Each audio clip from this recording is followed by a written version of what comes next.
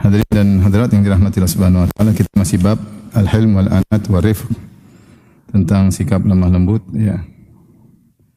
Dan masih ada dua hadis. Hadis berikutnya, wa an Aisyah radhiyallahu taala anha qalat, Aisyah ummul mukminin berkata radhiyallahu taala anha, ma khuyyira Rasulullah sallallahu alaihi wasallam baina amrayni qad illa akhadha aisarahuma ma lam yakun ithman. Adalah Rasulullah SAW tidak diberi pilihan dua perkara apapun kecuali beliau mengambil yang paling ringan daripada keduanya selama bukan merupakan dosa. Fa in kana ithman, kalau itu ternyata dosa, kana ab'adan nasi minhu, maka Rasulullah paling jauh dari sikap tersebut. Wa man taqama Rasulullah sallallahu alaihi wasallam min nafsihi fi syai'in qad, Rasulullah SAW tidak pernah balas dendam untuk dirinya sedikit pun, illa an tuntahaka hurmatullah, kecuali ada kehormatan Allah yang dilanggar. Fayantaqima lillah, maka beliau pun marah atau beliau membalas karena Allah Subhanahu wa taala ya. Muttafaqun alaih, hadis riwayat Imam Bukhari dan Imam Muslim. Di sini Aisyah menjelaskan tentang bagaimana sifat lembut Nabi sallallahu alaihi wasallam dan rifq ya. Di mana kalau ada dua perkara diberi pilihan kepada Nabi, Nabi pasti pilih yang paling ringan. Dan zahir hadis menunjukkan keumuman perkara ibadah, perkara muamalah, perkara apapun, selama masih ada dua pilihan dan satu lebih ringan, maka Rasulullah SAW pilih yang lebih ringan ya. Ibarat kalau kita kasih contoh, kalau kita mau jalan ke suatu kota, ada dua jalan, satu jalannya susah, satu jalannya mudah, kita pilih jalan mana? Jalan mudah. Kalau kita pilih jalan mudah karena mengikuti sunnah Nabi SAW, karena Nabi demikian selalu memilih yang mudah, maka kita dapat pahala. Kita dapat pahala karena kita mengikuti sunnah Nabi SAW ya. Maka kita pilih yang mudah. Sebagian orang suka yang susah-susah ya, suka yang susah. Ini jalan gampang, cari jalan yang susah ya. Hobi ya, apa namanya, menempuh tantangan ya. Maka seorang berusaha cari yang mudah. Dalam ibadah pun demikian, selama itu adalah mudah, ada yang susah, pilih aja yang mudah. Makanya kalau jadi imam, Rasulullah SAW ingatkan, kalau imam jangan panjang-panjang ya, karena memudahkan bagi para makmum, memudahkan bagi para makmum, jangan merepotkan para makmum. Demikian juga kalau kita lihat hadis-hadis Nabi SAW ya, ketika salat malam, kita dapati Rasulullah SAW, beliau salat malam terlebih dahulu, nanti ketika menjelang witir baru beliau bangunkan siapa? Aisyah. Sepertinya beliau tidak ingin merepotkan istri-istri beliau, karena beliau kalau salat malam sangat kuat ya, dan beliau bernikmat-nikmat dengan salat malam tersebut. Yaitu tidak maksa istrinya untuk harus ikut beliau dari awal sampai akhir. Itu menunjukkan bagaimana Rasulullah SAW pilih yang mudah. Demikian juga kalau Rasulullah khawatir bahwasanya suatu perkara bisa jadi wajib, maka beliau sengaja tidak melakukannya agar tidak wajib. Seperti salat tarawih, Rasulullah SAW salat tarawih berjamaah 3 kali bersama para sahabat. Ketika hari yang keempat para sahabat sudah kumpul, maka Rasulullah SAW ternyata tidak tarawih bersama mereka. Rasulullah SAW mengatakan, saya khawatir diwajibkan. Saya khawatir diwajibkan. Rasulullah SAW tidak ingin memberatkan umatnya. Rasulullah SAW juga mengatakan, laula an asyqa ala ummati la amartuhu bis-siwaki ma'a kulli salat. Kalau tidak memberatkan umatku, tentu aku suruh mereka untuk bersiwak setiap kali salat. Tapi Rasulullah tidak ingin memberatkan umatnya. Intinya kalau dua perkara yang mudah, selama itu tidak haram, maka Rasulullah SAW pilih yang mudah. Maka dalam agama ini kita tidak disuruh cari susah. Wa ma ja'ala 'alaikum fid dini min haraj. Allah tidak menjadikan agama ini susah.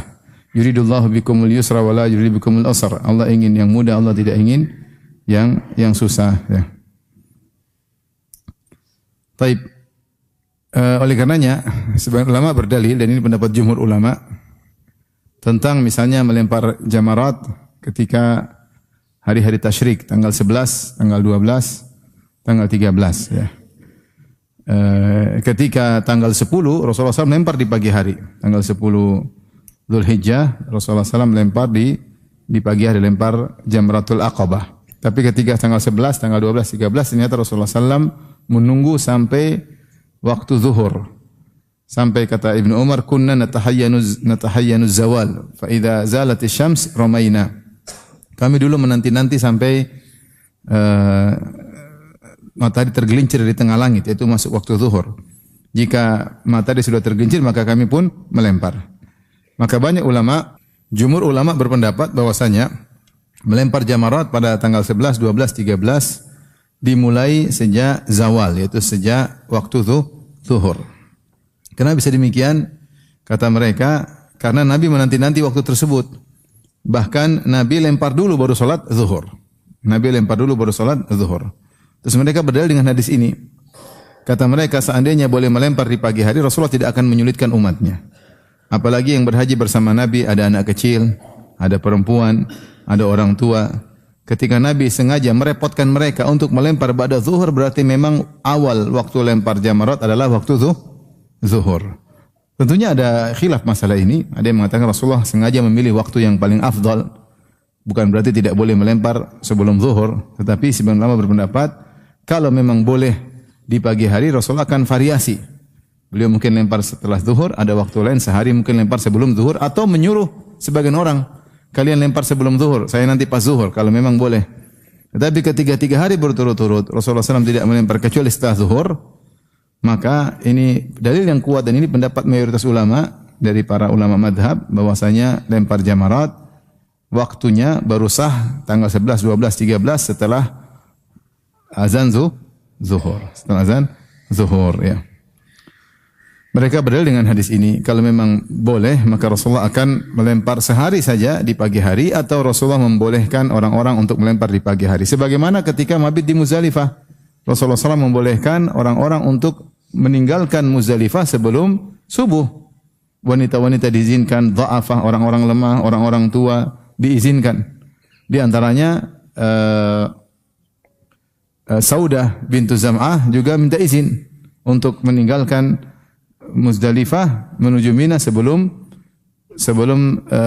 terbit fajar, ya. Sebelum terbit fajar. Rasulullah izinkan, Rasulullah sendiri enggak. Rasulullah sampai pagi, sampai salat subuh di Muzdalifah.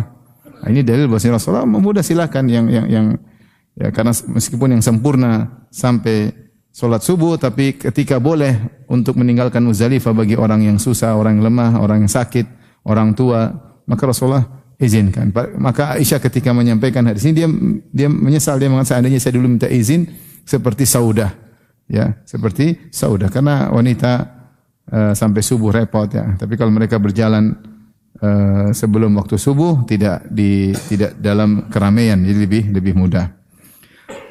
Baik, jadi ini dalil bahwasanya Rasulullah SAW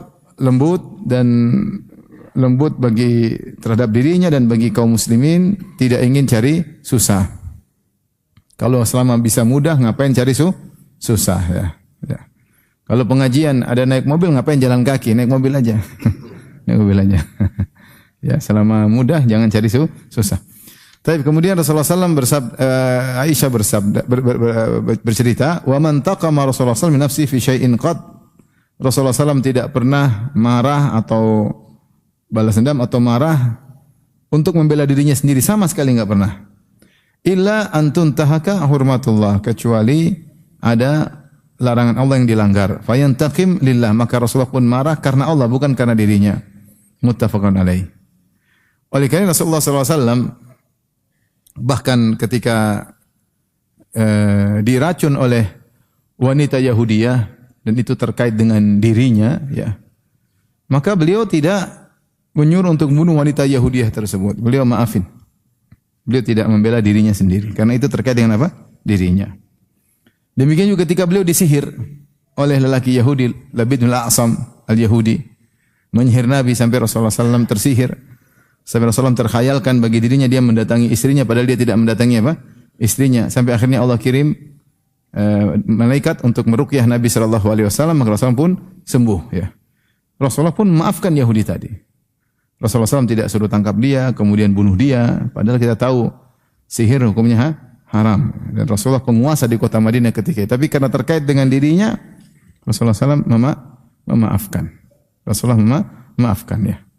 Tapi kalau sudah pelanggaran syariat terkait dengan kezaliman kepada orang lain, maka Rasulullah SAW marah karena Allah Subhanahu wa taala. Rasulullah marah karena Allah Subhanahu wa taala. Contohnya ketika ada wanita dari Bani Makhzum mencuri, dan kita tahu kabilah terkenal di antara kabilah Quraisy adalah Bani Hashim dan Bani Makhzum. Bani Hashim kabilahnya Nabi SAW, Bani Makhzum kabilahnya Abu Jahal, Khalid bin Walid, Walid bin Mughirah, ya banyak. Ummu Salamah juga dari Bani Makhzum. Ini dua kabilah yang selalu bersaing dalam kemuliaan, dua kabilah besar. Ternyata ada seorang wanita Bani Makhzum yang mencuri, maka mereka gelisah, akhirnya mereka bilang, coba siapa yang bisa ngomong ke Nabi SAW agar tidak ditegakkan hukum had. Akhirnya mereka bilang, kita ngomongin Usama. Usama adalah seorang yang sangat dicintai oleh Nabi SAW, dia yang bisa menjadi perantara antara kita dengan Nabi. Maka Usama pun sampaikan hal ini, memberi syafaat agar wanita tersebut tidak jadi dihukum had, maka Rasulullah SAW pun marah. Kata Rasulullah SAW, waimullah, lau anna Fatimah binta Muhammadin saraqat laqata'tu yadaha. Demi Allah, seandainya Fatimah bintu Muhammad, putriku mencuri, saya akan potong tangannya. Saya akan potong tangannya karena melanggar apa? Melanggar syariat Allah Subhanahu wa taala. Kalau putriku yang mencuri, saya akan potong tangannya. Kemudian dia mengatakan, sungguhnya yang membinasakan umat-umat sebelum kalian karena adalah jika saraka fihim dhaif aqamu alaihi had. Kalau ada yang mencuri dari orang-orang miskin, maka ditegakkan hukum had. Tapi kalau yang melakukan pelanggaran orang kaya, maka tidak ditegakkan hukum had. Inilah yang membinasakan umat-umat terdahulu. Di sini Rasulullah SAW marah karena ada pelanggaran terkait dengan syariat, terkait dengan orang lain. Sama kalau kita lihat juga dalam kehidupan keluarga, kalau mungkin ada kesalahan istrinya kepada Nabi tidak marah. Nabi tidak marah, tetapi ketika kesalahan tersebut terkait dengan menzalimi atau menjatuhkan hak istri yang lain, baru Rasulullah SAW pun marah, ya. Seperti ketika Aisyah memecahkan piringnya Ummu Salamah atau piringnya Sofiyah, maka Rasulullah SAW pun ganti piring tersebut dengan piring Aisyah radhiyallahu taala anha. Ketika Aisyah mengatakan, Sofiyah innaha qasirah, sungguhnya dia adalah pendek, maka Rasulullah SAW pun marah. Kenapa? Ini adalah ghibah. Rasulullah SAW marah karena ini adalah ghibah dan terkait dengan kehormatan madunya istri yang lain, ya. Adapun jika terkait dengan dirinya, maka beliau memaafkan. Itulah Rasulullah SAW. Ini sulit, ya. Bisakah kita belajar untuk tidak marah jika terkait dengan diri kita? Susah. Kita kalau syariat makan enggak marah, kalau diri kita yang marah. Orang mau melanggar silakan, tapi jangan melanggar saya. Tapi Rasulullah SAW sebaliknya. Rasulullah SAW kalau terkait dengan dirinya, dia tidak marah. Dia memaafkan. Kalau sudah terkait syariat, baru beliau marah. Beliau marah, ya. Dan itu adalah akhlak yang sangat berat, namun itulah akhlak Rasulullah sallallahu alaihi wasallam, ya. Baik, kita lanjutkan, ya.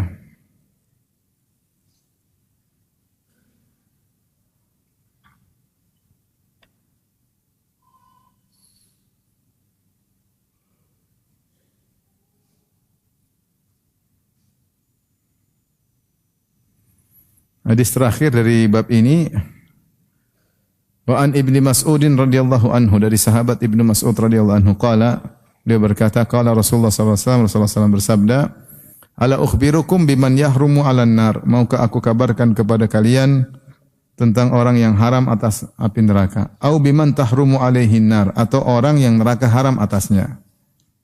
Tahrumu ala kulli qaribin hayyinin layyinin sahlin, neraka itu haram atas semua orang yang dekat, yang hayyin, yang lembut, yang ringan dan mudah. Rawahu Tirmidzi, hadis riwayat Tirmidzi, wa qala haditsun hasanun. Beliau berkata hadis yang hasan. Hadis ini menjelaskan tentang keutamaan sikap lembut kepada sesama muslim, ya. Dan ternyata ini merupakan sebab seorang diharamkan masuk neraka. Rasulullah buka hadis ini dengan pertanyaan, ala ukhbirukum, maukah aku kabarkan kepada kalian? Dan ini di antara metode Nabi untuk menarik perhatian para pendengar, audiens, dengan bertanya. Metode Nabi banyak, ya. Dengan bertanya, dengan membuat hitungan 3 perkara, 5 perkara, 7 perkara, sehingga mereka fokus, ya. Di antaranya dengan bertanya. Kalian Rasulullah SAW kali kasih teka-teki, tahukah kalian tentang sesuatu yang begini ya. Sehingga audiens jadi fokus. Itu di antara metode Nabi sallallahu alaihi wasallam ya. Kata Rasulullah SAW, maukah kau kabarkan kepada kalian biman yahrumu 'alan nar, tentang orang yang haram kena neraka, yaitu dia haram untuk masuk neraka. Atau sebaliknya, au biman tahrumu 'alaihi nar, atau neraka yang haram mengenainya. Ini ada yang mengatakan maknanya sama. Dia diharamkan masuk neraka, sama saja neraka diharamkan untuk kemasukan dia ya. Ini sekedar penguat. Ya, ada yang mengatakan dia diharamkan dekat dengan neraka, yang kedua neraka diharamkan dekat dengan dia. Artinya dia jauh dari neraka jahanam. Jadi biman yahrumu 'alan nar, siapa yang haram atas neraka itu haram bagi dia untuk dekat neraka. Au biman tahrumu 'alaihi nar, atau orang yang neraka haram atasnya itu haram neraka untuk dekat kepadanya. Sehingga artinya dia akan jauh dari neraka jahanam. Siapa orang tersebut? Rasulullah SAW menyebutkan 4 sifat. Yang 4 sifat ini sebenarnya maknanya mirip. Tentang akhlak mulia. Qarib itu dekat. Hayyin yaitu tidak sombong ya. Tidak sombong, tawadhu. Layyin itu lemah lembut. Sahal mudah. Jadi dekat, tawadhu, lemah lembut, sahal mudah. 4 sifat yang maknanya berdekatan, yang menunjukkan akhlak mulia pada diri seorang. Yang pertama qarib, dekat, yaitu dekat, tidak susah ya. Tidak susah dengan dia, tidak susah ketemu dia ya. Bukan orang yang jauh ya. Ya, dekat ya. Hayyin tawadhu, tidak sombong ya, tidak arogan, tidak. Layyin itu mudah. Lembut sama orang, berkata dengan lembut, bersikap dengan lembut. Sahal, mudah memaafkan, tidak mempersulit orang. Karena ada orang yang susah, mau ditemui susah. Ya, mau ditemui susah ya. Harus lewat ring 1, ring 2, ring 3 sampai ring 7, susah. Mau ketemu susah. Terkadang dia mempersulit dirinya untuk ditemui ya, supaya menjadi suatu yang wow ya. Agar menjadi suatu yang hebat, susah ditemui. Metode, salah satu metode, sehingga seakan-akan orang penting, orang tinggi, orang sangat diperlukan oleh masyarakat, diperlukan oleh umat, sehingga sulit untuk ditemui ya, sulit ditemui. Kalau ketemu harus berjarak, tidak bisa langsung ketemu. Kalau mau ketemu harus nunggu sehari 2 hari. Kadang duduk, kadang enggak jadi ketemu ya. Subhanallah ya. Ini gimana masuk dalam hadis ini? Susah. Ya, orang jangan begitu ya. Biasanya kalau pejabat ya mungkin lah ya. Pejabat atau artis kayak. Tapi kalau kita ini enggak usah lah gitu lah. Kita ini siapa sih? Ya. Kecuali dia mau ketemu, mau pinjam uang mulu, ya jangan, ring 7 bilang. Tapi kalau nggak ada keperluan, ada curhat, ada sesuatu, ya kita juga ada waktu. Nggak usah sok sibuk, nggak usah sok penting, nggak usah ya. Jangan posisikan diri kita seperti itu. Rasulullah SAW tidak demikian. Ya, Rasulullah tidak demikian. Lebih afdal. Siapa yang lebih afdal daripada Rasulullah SAW? Siapa yang lebih sibuk daripada Nabi? Nabi tidak ada yang lebih sibuk dari dia. Rasulullah istrinya 9. Kita 1 sok sibuk ya. Rasulullah istrinya 9 ya. Yang banyak mau dipikir umat, pikir musuh, pikir negara, pikir banyak. Semua dipikir oleh Nabi. Tapi Nabi tidak susah. Nabi tidak jauh. Nabi tidak jauh. Ya. Orang semua masalah datang kepada Nabi SAW. Kullu qaribin hayyin. Hayyin ya tawadhu, tidak sombong, tidak angkuh. Ya. Mandang orang dengan merendahkan. Ya. Layyin lemah lembut. Ya, kata-katanya lembut, sikapnya lembut. Kalau jabat tangan lembut, tidak keras begini. Lembut, semuanya lembut ya. Kalau orang sapa juga lembut. Kalau berkata-kata di WhatsApp juga lembut ya. Tidak ada arogan, tidak angkat suara, tidak mentang-mentang, tidak menunjukkan keangkuhan dan kesombongan. Orang yang arogan biasanya orang yang sombong karena dia punya backingan yang hebat atau dia merasa dirinya hebat, maka dia ngomongnya kasar, tidak memandang orang depan dia, merendahkan orang depan dia. Tapi kalau lemah lembut, ini pertanda dia tidak sombong dan akhlaknya mulia. Sahal yaitu mudah. Kita ada masalah sama dia, mudah dia minta maaf, dia mudah maafkan. Ya, dia mudah maafkan ya. Tidak repot ya, tidak repot. Kita mau belanja sama dia, kita bilang korting dong, mudah dia kortingkan. Orang yang mudah, tidak susah. Kalau orang mau ketemu bertamu, saya bertamu rumah kamu, ya bisa bertamu rumah bisa. Masak apa kamu? Tempe apa kambing? Tempe saya nggak mau datang, harus kambing. Tapi ini susah ya, merepotkan orang. Sehingga orang muja-mudi deg-degan. Ini gimana ya, deg-degan. Merepotkan orang. Harus gini, harus begini, harus SOP-nya terlalu berat. Ya kalau presiden oke lah. Cuma kalau kita ini siapa? Ya. Harus pasang bodyguard kayak ada yang mau cari kita. Jadi jangan merepotkan ya. Semuanya repot kalau sudah sama dia ya. Semuanya repot. Mau ketemu repot, mau ngundang repot, mau jamu repot, mau ngobrol repot, mau semuanya repot. Tapi kalau urusan duit tambah repot lagi ya. Oleh karenanya seorang berusaha mudah sama istri juga mudah, sama anak-anak juga mudah, sama kawan mudah. Jangan persulit ya. Selama kita mampu untuk mudah, ngapain kita persulit? Kita sengaja memudahkan karena Allah. Bukan mudah-mudahkan sehingga terjerumus dalam maksiat atau perendahan, tidak. Kita selama kita bisa memudahkan urusan, ya maka kenapa harus dipersulit? Ya, kita berharap pahala dari Allah Subhanahu wa taala karena orang yang seperti ini mudah, ya. Karena ada orang seperti itu, kamu dia susah. Ketemu aja susah, ngobrol aja susah. Ya, susah sama dia. Begini udah repot. Kita dihukumi susah sama orang, ya. Jangan mempersulit ya. Seperti orang minta jadwal. Ada jadwal enggak ada, qadarullah enggak ada. Bukannya orang penting tapi jadwal sudah penuh. Ya. Baik, mungkin coba cari-cari kalau ada jadwal. Jangan enggak, kalau sama saya harus pesan 2 tahun sebelumnya. Ini kayak mempersulit. Kita bukannya enggak, juga karena sudah ada jadwal rutin yang buat kita repot karena ada jadwal apa? Rutin. Sehingga rutin keluar kota, sehingga untuk mencari celah-celah agak sulit ya. Tapi enggak usah kita bilang 2 tahun enggak bisa sekarang. Saya sudah padat. Jadi seakan-akan orang hebat, orang apa harus tunggu 2 tahun ya. Sampai ada kawan yang megang jadwal saya juga enggak tahu.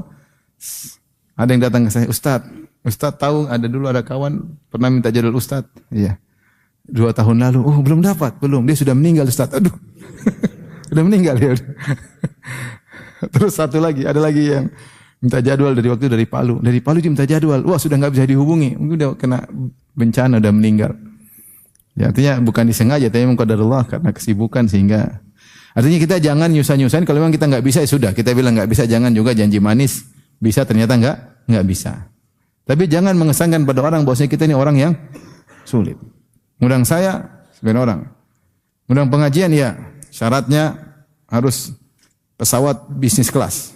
Subhanallah. Terus saya bawa istri harus suite apa? Suite ya. Suite room ya. Ngapain seperti ini? Saya ditanya sama orang, Ustaz ada orang begini. Enggak usah undang saya bilang. Enggak usah undang. Terus apa? Nasihati dia. Enggak berani Ustaz, nasihati. Enggak berani, nasihati aja. Kenapa harus susah? Pengajian harus bawa tim 10. Ngapain? Tim 10 buat apa? Buat makan-makan. Ya jangan repotkan orang-orang jauh-jauh. Undang dia juga butuh biaya untuk biaya pesawat, biaya ini, gini. Kenapa ngerepotin masyarakat? Kayak kita orang penting aja. Ilmu apa yang kita kasih sama dia? Emang ilmu kita orang alim, alamah. Terus kita mempersulit mereka. Kenapa harus begitu? Ya kalau pejabat oke lah. Kita ini siapa sih? Kenapa harus mempersulit orang? Kalau bisa mudah-mudahkan. Kecuali kalau sakit, saya kegemukan, nggak bisa kelas ekonomi, oke. Kan alasan benar. Gemuk, ekonomi nggak cukup ininya.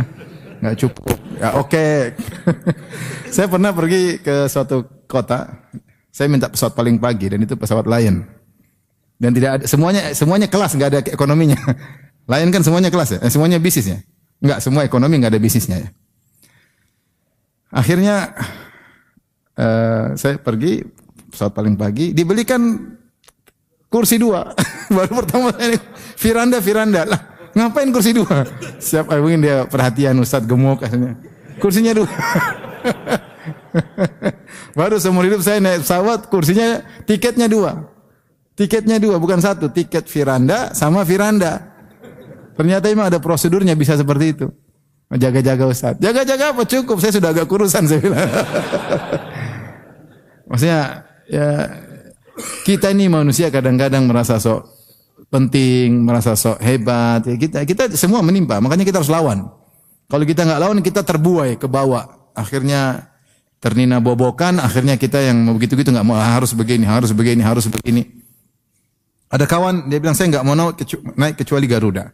Kenapa? Karena pesawat yang lain ya.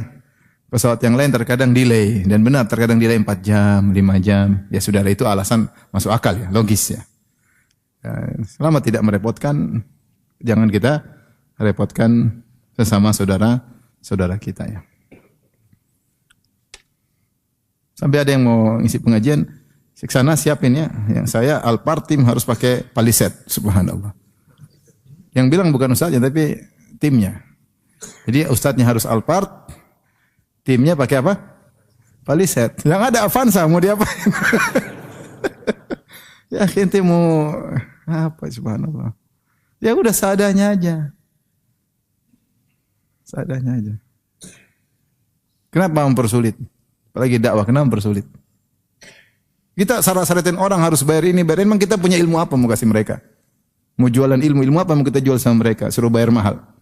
Memang kita punya ilmu apa ya akhi? Malu. Malu kita jualan ilmu. Bayar mahal ilmu juga. Cetek, hafalan enggak ada, suka lupa-lupa ya. Bicara juga sering salah. Allah musta'an. Jadi maksud saya, ya udahlah jangan persulit. Ya. Antum juga kalau diundang orang harus kambing. Kalau enggak kambing saya enggak mau datang. Ente siapa?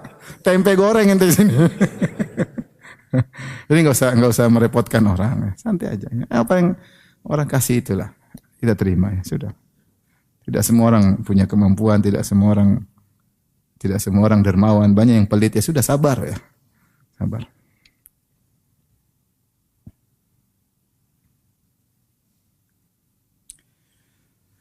Baik, kita lanjutkan ya.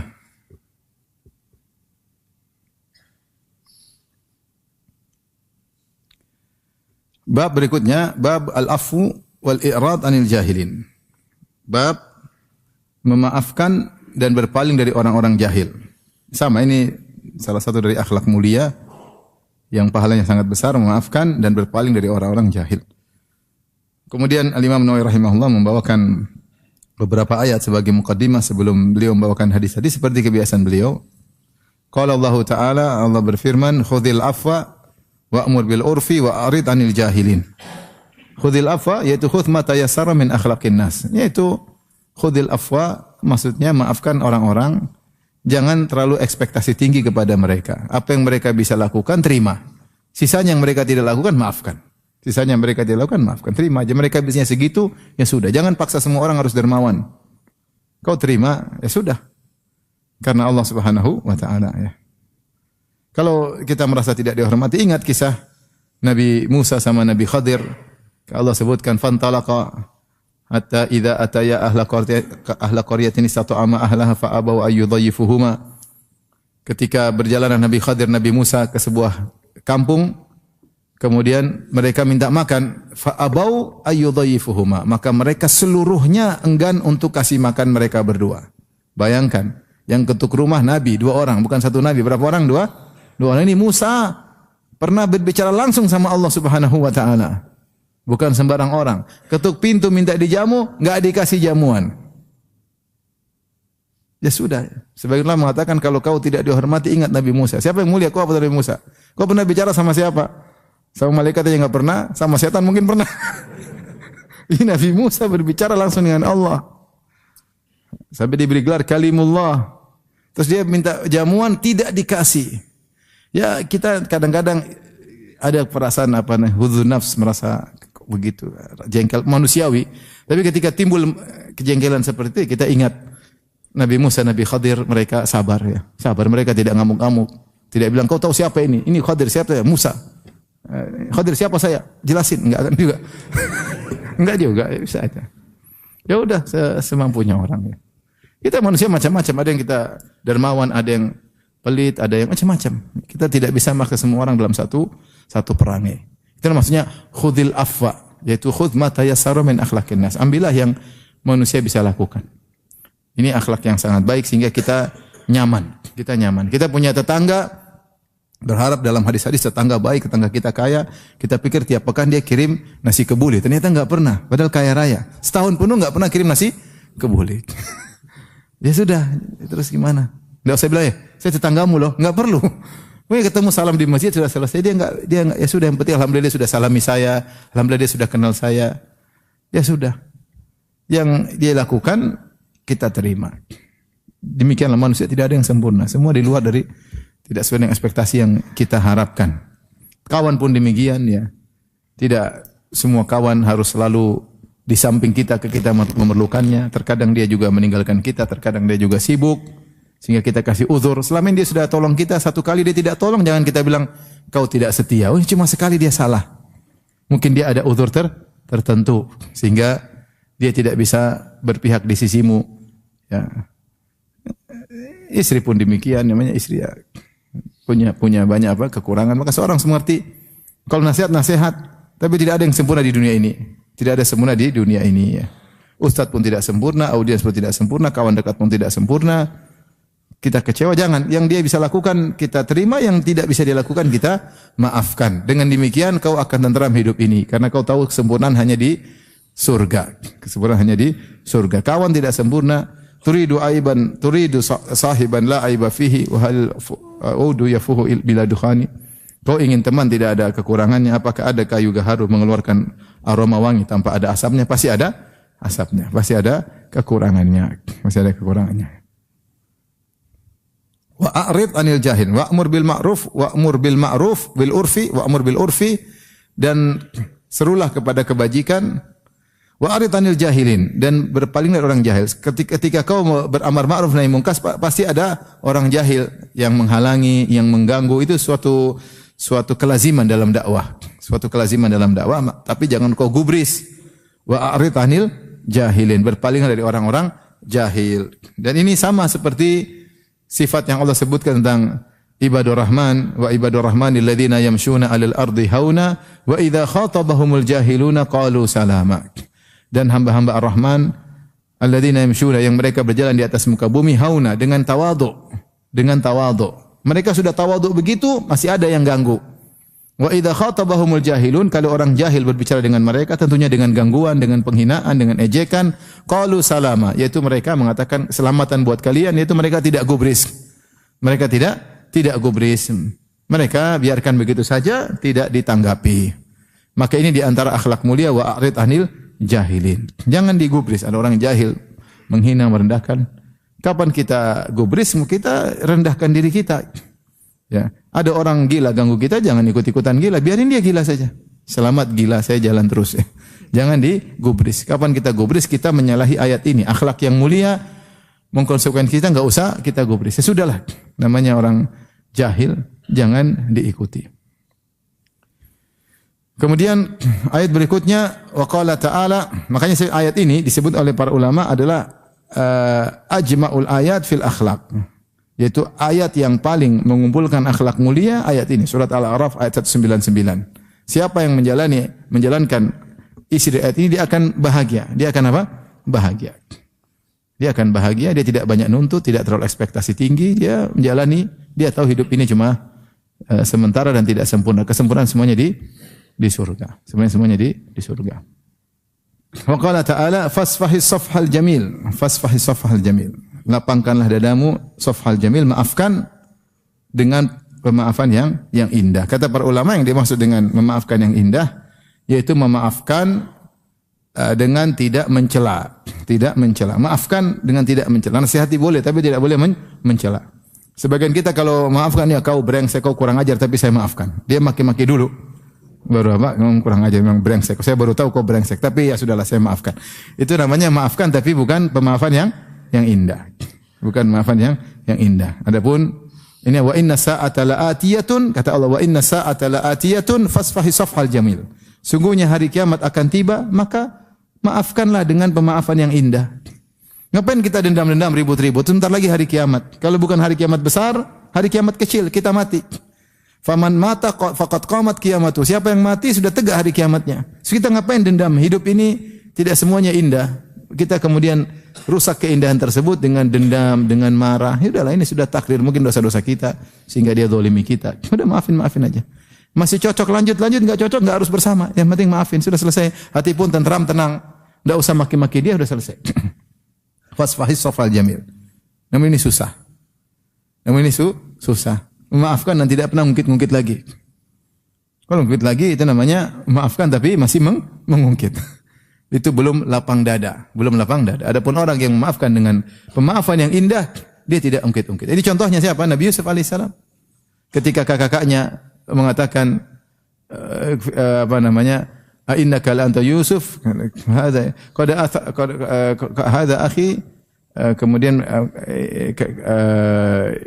apa? Innahu may yattaqi yasbir fa innallaha la yudhi'u ajral muhsinin. Qalu laqad atharakallahu alaina wa in kunna la khati'in. Ya, sungguh Allah telah memuliakan engkau wahai Yusuf daripada kami dan kami sungguh telah bersalah. Wa in kunna la khati'in. Mereka ngaku salah di depan Yusuf. Kata Yusuf alaihissalam, la tathriba alaikumul yauma. Tidak ada celaan kepada kalian sejak hari ini. Yaghfirullahu lakum, semoga Allah ampuni kalian. Yusuf bilang, dia janji sama kakaknya, saya tidak akan mengungkit sama sekali. Saya tidak akan mencela kalian sama sekali sejak hari ini. Dan dia benar-benar buktikan janjinya tersebut. Bahkan ketika dia bertemu dengan ayahnya, akhirnya dia cerita tentang apa yang dia alami, dia skip masalah ini. Makanya dia mengatakan, laqad ahsana bi, wahai ayahanda, Allah telah berbuat baik kepadaku. Idz akhrajani minas sijn, ketika Allah keluarkan aku dari penjara. Waja'a bikum minal badwi min ba'di an nazaga syaitanu baini wa baina ikhwati. Setelah Allah mengadu domba antara aku dengan saudara-saudaraku. Dia enggak cerita Allah telah berbuat baik kepadaku ketika Allah selamatkan aku dari sumur. Di mana kakak-kakakku masukkan aku dalam apa? Sumur. Itu di-skip oleh Nabi Yusuf. Nabi Yusuf tidak cerita kepada ayahnya karena Nabi Yusuf kan diselamatkan banyak. Di antara bentuk penyelamatan Allah, yaitu Nabi Yusuf tidak dibiarkan di sumur, kemudian mungkin sakit, mungkin apa, tapi dijual, kemudian jadi budak dan Allah akhirnya selamatkan dia. Dan dia tidak singgung masalah ini. Karena kejadian ini bapaknya enggak tahu. Nabi Yakub enggak tahu apa yang dilakukan oleh kakak-kakaknya kepada Nabi Yusuf. Adapun kakak-kakaknya cemburu kepada Yusuf, bapaknya tahu, Nabi Yakub tahu. Makanya perkara yang bapaknya tidak ketahui, Nabi Yusuf skip. Dia tidak sebutin. Dia mengatakan qad ahsana bi. Sungguh Allah telah berbuat baik kepadaku. Idz akhrajani minas sijn. Dia langsung cerita tentang penjara. Padahal sebab dia di penjara gara-gara kakaknya jual dia apa budak. Dan seterusnya sampai di penjara. Ketika Allah keluarkan aku dari penjara. Kemudian waja'a bikum, dan Allah mendatangkan kalian minal badwi, dari kampung kepada kota Mesir, min ba'di an nazaga syaitanu baini wa baina ikhwati. Setelah syaitan adu domba antara aku dengan kakak aku. Ini antara nikmat. Adapun kakak-kakaknya cemburu pada Yusuf, tidak perlu Yusuf sembunyikan karena bapaknya juga tahu. Tapi bagaimana cara Yusuf mengungkapkan? Dia bilang setan yang jadi masalah, bukan kita. Sehingga dia melimpahkan kesalahan kepada setan. Dia mengatakan min ba'di an nazaga syaitanu baini wa baina ikhwati, setelah setan mengadu domba antara aku dengan kakak-kakakku. Sehingga Yusuf tetap berpegang dengan komitmen tidak mencela kakak-kakaknya sama sekali. Tapi demikian saja kajian kita. Insyaallah kita lanjutkan kesempatan yang lain. Wabillahi taufiq. Assalamualaikum warahmatullahi wabarakatuh.